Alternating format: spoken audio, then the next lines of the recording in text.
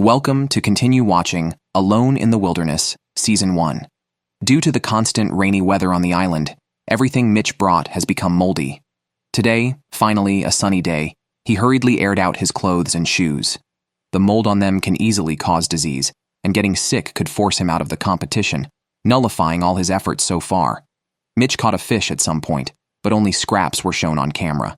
He had no choice but to add some clams and seaweed, making do with a makeshift seafood stew.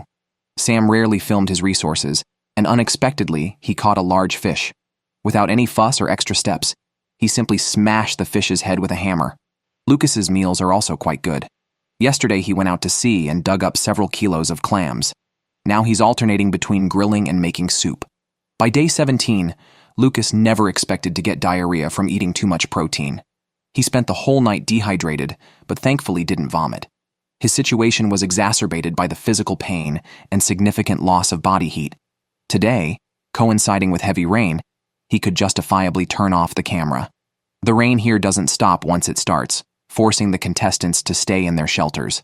Lying down for a day or two is bearable, but by the third day, it becomes unbearable. The shelter no longer feels like home. The rain continued until day 20, with contestants complaining about the production team. This place gets over 200 days of rain a year, making them wonder if this is a survival challenge or a fasting swimming challenge. Unable to stay down any longer, Lucas ventured out in the heavy rain to find something to do. The relentless environment wore on his mental state, and despite keeping busy, he couldn't prevent an emotional breakdown. Sam, however, had a good attitude. Predicting the rain would last another week, he was prepared to lie down and ride it out, confident because he had just caught a big fish. Alan, now apart from attending to bodily needs, spent his time in bed. Although lying down is a survival strategy, it can drive a person insane. He has been entertaining himself by reciting everything from poetry to personal interests. And just it gives you a little bit of sunshine and then rain. Not your average rain. This is ninja rain. By day 22, Mitch was going to check the gill net, but a rainbow interrupted him. It was about time. When the long-missed sunshine finally broke through, the contestants felt like they had survived a great ordeal. Lucas, almost growing mushrooms on his body, quickly stripped to sunbathe. Alan was also generous, stripping down not to sunbathe, but because diarrhea had soiled his body. After the rain came sunshine, and Alan's revealing clothes were quite an eyesore.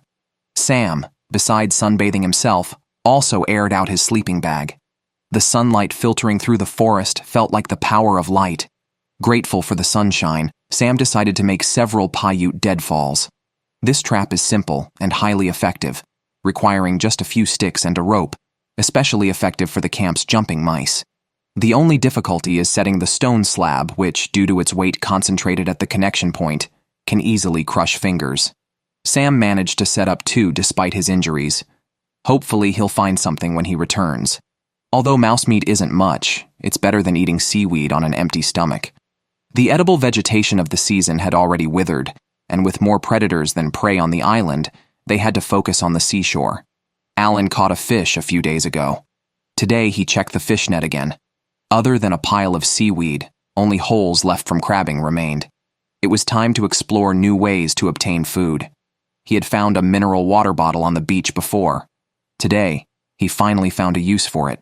He cut off the bottle's top and inserted it upside down. The bottle's inherent ridges held it securely in place. Thus, a funnel fish trap was made. It was unrealistic to expect it to catch large fish, but if it could catch many small ones, they could be used for soup or bait. It was not too late to make a bigger one later. He secured the fish trap in the tidal zone. Tomorrow, he should see the results. It was day 24 of the survival challenge. It was time for Mitch to check his nets. It was hard to say whether he was lucky or unlucky. Though he caught fish, they were inedible. The smell of decay was evident before he even dissected them. Mitch was instantly frustrated. It was baffling why he didn't check his nets, as they were a crucial food source. Next, we'll see how Sam fared. He had set 2 mouse traps yesterday. The first was untouched. The second had been triggered, but lifting the stone revealed nothing. The eaten bait proved there was prey. Catching it was just a matter of time and luck. From the state of his resetting, the trap was indeed very sensitive. The stone almost crushed his hand, and he hadn't found the best support point. After repeated failures, Sam completely broke down. The scene shifted to Lucas. He finally decided to go sea fishing. He had picked up a float on the beach days earlier. He planned to use it for a trolling line. This device has been used by humans for over 100 years, mainly to catch fast-swimming large fish. He strung the float on a rope, then tied several hooks to it. He could then simply cast the line and wait. The next morning, Lucas eagerly took his boat out early. By then, the fishing line had drifted into deep water. There was a chance to catch big fish, but when he pulled in the line, there were no bite marks on the bait. Lucas's confidence was severely shaken. He had expended so much energy building the boat and so far had gathered only a few clams. As the sun set, Lucas grew increasingly angry, eventually breaking down in tears. Yesterday, Alan had set up a fish trap. Today was the time to check the results. Unexpectedly, the first bottle alone yielded dozens of fish. Though small, the quantity was significant. The second was equally fruitful, and the third and fourth were major hauls. A little seaweed made for a full meal for Alan. Surprisingly effective, Alan decided to try making a larger one. These fish traps were very low cost to make. Twigs, vines, or bamboo could be used. Alan cleaned up the collected twigs, first tying a hoop at the opening. A quick sketch confirmed it was quite large. Then he wrapped the opening with a rib cage and added circular supports between the ribs. This made the structure very sturdy. Finally, he wove it tightly with twigs and vines. The fish trap was nearly complete, but to put the trap to official use, he still needed plenty of twigs and time. Over the following days, besides searching for food, Alan spent most of his time on the fish trap. By day 30, the gaps in the fish trap were tightly filled. Adding a funnel-shaped cover, he completed a large-scale fishing device. Alan confidently carried it to the shore, not expecting it to be as productive as the bottles, but one catch a day would be satisfying enough. I had just complained about Mitch, and unexpectedly, trouble arose quickly. Previously, he hardly checked the spike nets. Now, wanting to see, he couldn't. I wonder if they were washed away by the currents. In any case, our main food source was cut off. Mitch searched along the shoreline for a long time and returned to camp disheartened. The island's temperature is dropping, and everything is covered in frost. The contestants' need for calories is increasing, but the available food is decreasing. Sam's trap hasn't caught any food. Now he's fully at odds with the rats. He'd rather stay in the shelter hungry than try to find food. Lucas noticed one buoy missing, thinking something must have bitten. When reeling in, he was shocked. It was definitely a big fish. Lucas hurried to process the fish. It wasn't even fully fried before his fingers were cleaned off. After a month of eating seaweed, such delicious meat was irresistible. Yesterday, Alan set a crab pot. Now it's time to check if there are any fish inside. All he got was a load of disappointment. This thing was less useful than a plastic bottle. Alan decided to give it another week. If it still yields nothing, he'll throw it into the deep water. Today we can only fill our stomachs with vegetarian seafood. It's day 32 of the survival challenge, and the island's temperature has dropped to -1 degree Celsius. Sam checks his mousetrap daily, and this time it finally paid off, with the tail still sticking out. A huge victory for Sam, who had to show everyone. In a blink, the mouse was skinned clean. Really small, even smaller once fried. Sam ate carefully. This little meat could be finished in one bite, but to trick his stomach, he ate slowly. It's evident Sam has lost a lot of weight recently. The camera moves to Lucas. To access more resources conveniently, he decided to move camp to the seaside and build a yurt-style seaside house, reasoning that the sea has fish all year round, while the forest has only bears and wolves. This made perfect sense, but mid-challenge major construction and moving were not as easy as building a boat. Not only physically demanding, but also perilous. To avoid falling branches, he had to let them hit him first. After clearing the site, he started driving stakes into the ground, an easy task half a month ago, but now it left him gasping for air within minutes. He continued restlessly until dark, barely starting on the yurt's basic frame. Tonight, he would have to sleep under the open sky with the temperature dropping below 0 degrees. Lucas shivered in his sleeping bag, questioning his decision. The next morning, light snow began at Sam's side. After the mousetrap's success, he set up a few more around the camp. It was time to check the results. The first trap was empty. The second was triggered but caught nothing. But the third must have something. Lifting the rock, indeed, There was a kangaroo rat. Sam was overjoyed, his mouth almost splitting with happiness. Having had fried mouse yesterday, today he decided to switch it up. As usual, the meat wasn't enough to fill the gaps between his teeth, but eating slowly might trick his stomach. Lucas really froze last night, so today he must build the yurt. The circle of wooden stakes around was already solid. Wrapping a layer of canvas to act as walls, he could build a fireplace inside. To prevent the yurt from catching fire, Lucas carefully placed a layer of stones, not only fireproof but also effective in reflecting heat. After finishing the fireplace, the next step was to top it off. First, he constructed a conical structure with wooden poles, then wrapped it tightly with waterproof fabric. The forest version of the yurt was complete, though the smoke ventilation was poor. Someone might think it was a smokehouse. The island's temperature dropped to -9 degrees. Alan went to check the gillnet by the sea, and soon his hands and feet nearly froze numb. Everything on the island was covered in a silvery white frost. Walking on the grass crunched loudly. Clearly, it was not suitable to go outside, so he decided to stay in the shelter and light a fire. He hadn't expected winter to arrive so suddenly. The contestants' shelters were very basic. As conditions worsened, he wondered how long they could last. Alan's gillnet caught something again, bringing him one step closer to the $500,000 prize. Although the fish was smaller than previous ones, it was a decent size compared to what other contestants had to eat: rats and seaweed. Besides, there was an unexpected find today. If a fish could last 3 days, so could the wild duck he caught. However, given the contestants' tendencies this season, it was unlikely anyone had stored food. Surviving without starving was fortunate enough. After cleaning the snow off the camera, a seafood feast was ready. Considering a balanced diet, Alan added some sea kale. By day 34, Mitch had lost his gillnet and decided to make a fishing line to get food.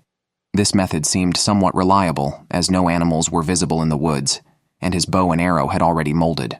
Calculating the tide, Mitch first placed 2 wooden stakes in the ground and tied a main line between them to secure the sublines. For bait, he used tender meat from shells and the remnants for nesting. Though the hooks were still above the water, they would soon be submerged by the tide. Whether the hooks would catch fish was now up to time and luck. The scene shifted to Lucas, who had set up his fishing line a few days ago and had already caught a big fish. Since his line was in deep water, the stronger the waves, the more worried he became. Checking the line, he found something amiss, and by the time he arrived, it was too late.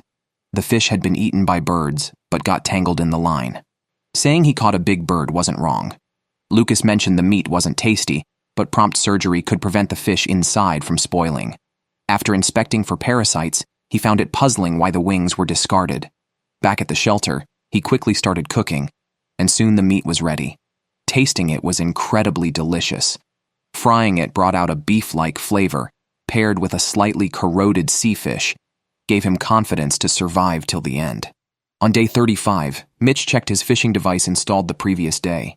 Normally, the tide would have receded by this time, but today the water level was over a meter high. Considering the low temperature, it was unwise to venture into the water. Mitch had no choice but to wait on the shore for the tide to recede. Waiting alone, loneliness and cold overwhelmed him.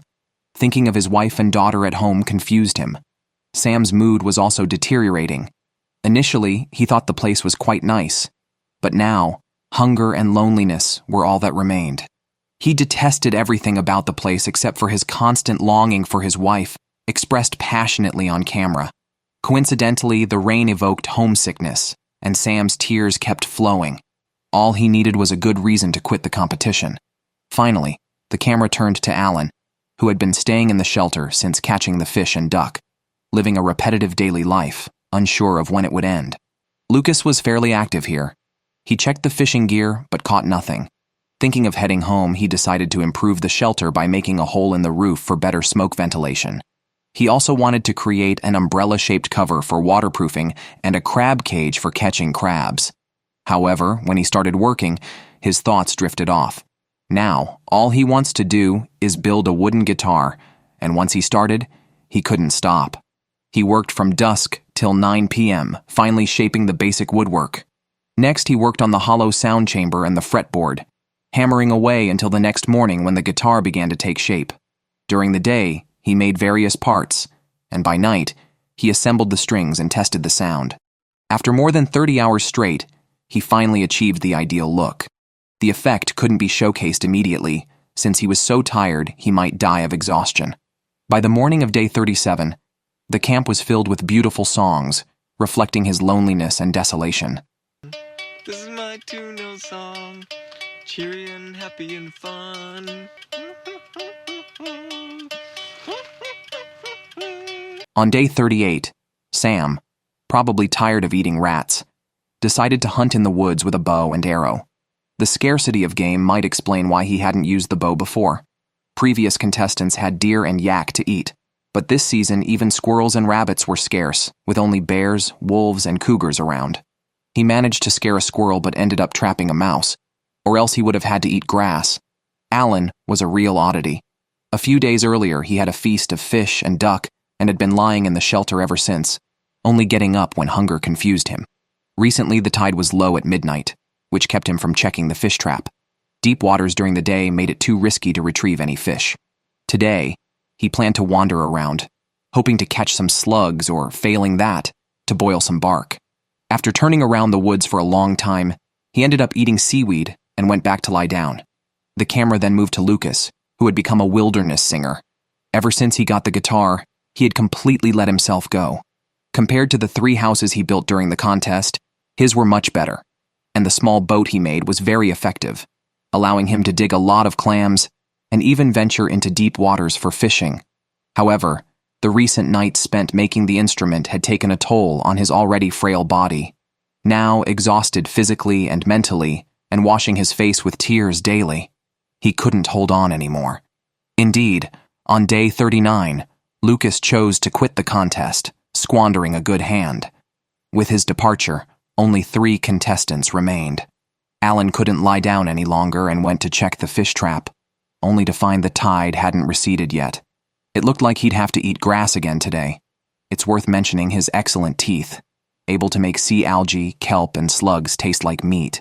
Satisfied, he headed home to lie down again. The camera then cut to Mitch, who astonishingly found a dead sea otter. With over 3,000 on the island, some were bound to act foolishly. Mitch quickly took it home, not considering whether it was killed or died by suicide. At least it looked fresh. If there were no issues after eating it, he could definitely turn the game around. Typically, such good fortune would keep someone awake with excitement, but Mitch suddenly looked troubled.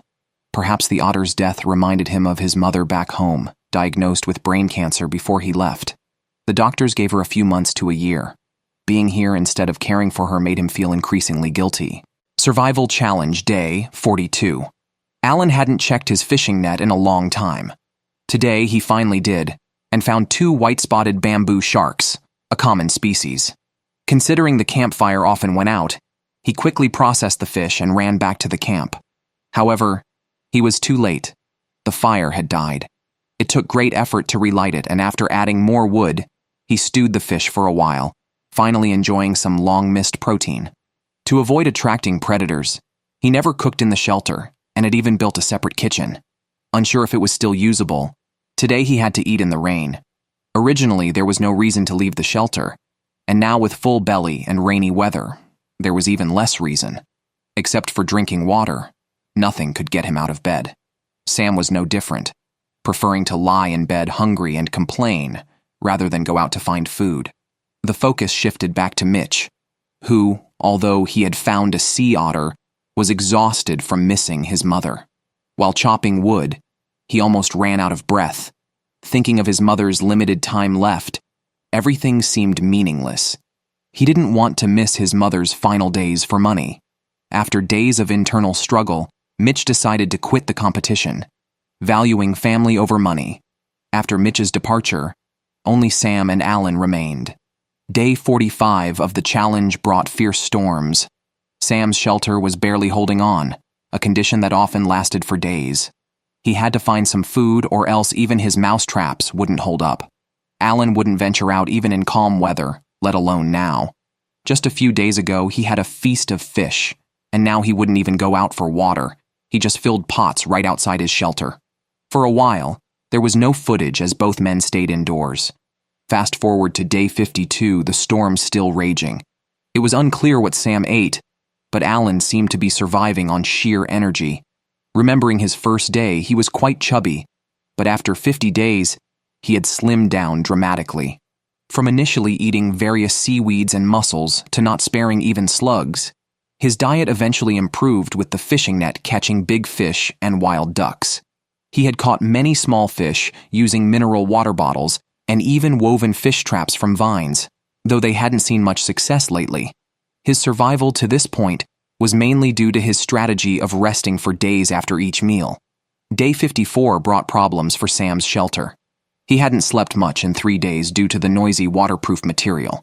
Arriving overweight, he was now just skin and bones. Sam was famously good at sleeping, as those who saw Season 5 would know. He could go longer without food than most. Since the start, there hadn't been much outdoor footage. The highlight had been that big fish, its origin and consumption unknown. If he could lie down, he wouldn't film. Later, he ate some kelp and crabs, setting traps to catch rats, but it seemed he was reaching his limit. Day 55, the storm finally ceased. The crew's boat arrived to pick up participants. As expected, Sam opted to drop out. The relentless bad weather over the past 10 days had completely broken him. What he ate during this time remains a mystery. Clearly, surviving on just water was not viable. Though the $500,000 prize was tempting, it paled in comparison to his health. Now, his only desire was to return home to be a good husband and father. Thus, this season's champion was decided, but the crew did not inform Alan.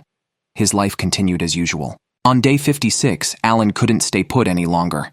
He ventured into the woods looking for anything edible.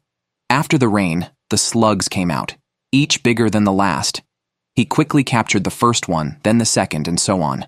It seemed the island didn't lack food, just those who weren't picky. Back at camp, Alan hurriedly cooked his find. Watching him devour his meal was a sight to see. After eating and cleaning his pot, the crew finally came to pick him up, under the guise of a medical checkup. They examined Alan without changing their expression, and found that apart from being underweight, he had no other issues. They asked how much longer he could last. Alan said he could keep going until he got the prize money. Upon hearing this, the crew told him he was the last one standing. Alan's joy was mixed with a hint of shyness, and the usually talkative man was momentarily at a loss for words. After a pause, Alan suddenly said something as his wife appeared from behind. They embraced tightly. Alan then brought his wife inside to show her the calendar stick, and she pulled out an envelope, urging Alan to guess its contents. Inside was a check for $500,000. The couple started discussing how to spend the money. Thus ended the first season of Alone.